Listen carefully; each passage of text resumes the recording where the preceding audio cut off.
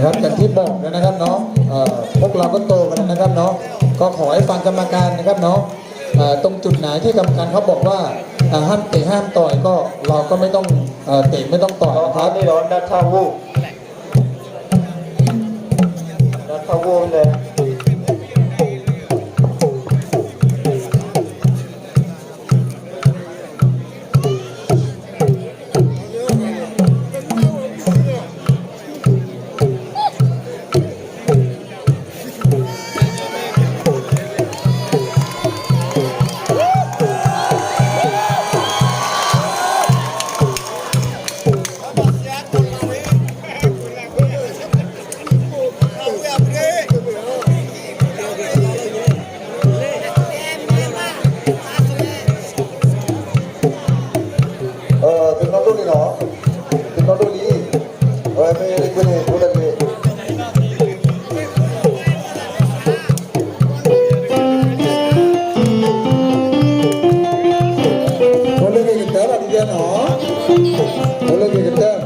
ต่อยตามกติกานะครับ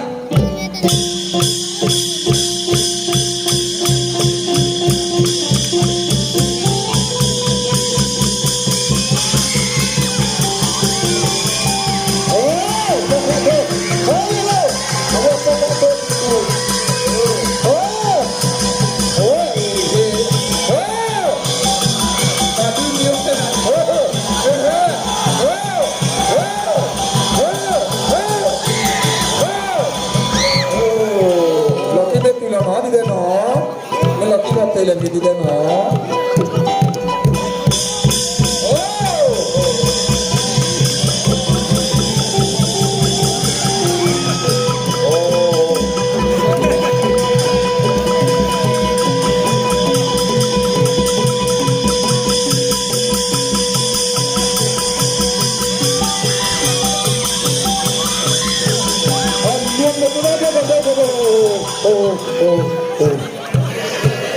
เขาไม่เห็นนอนแต่ที่ว่าใช่ป่ะที่เตวิตาจูนอวิตาจูที่เตแต่ที่ว่าใช่ป่ะที่เตsorryที่เต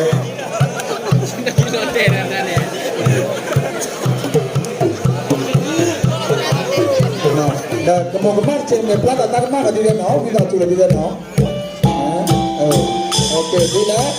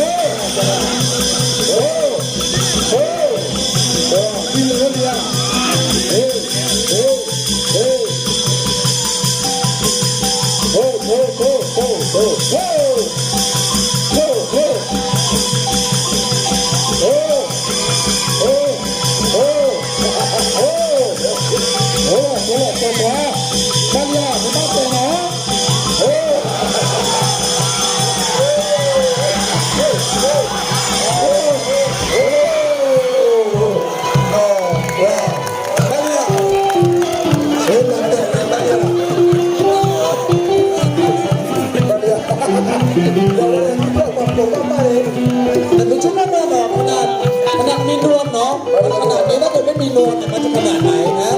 ลองคิดดูนะครับนึกภาพตามที่ผมพูดนะถ้าจะไม่มีนวลเนี่ยมันต้องมีการเตะเลยที่จะยิงกันเจนหนอโอเคเล่นเจนหนอแบบพูดแบบนั้นหรอเราพูดอะไรต่าง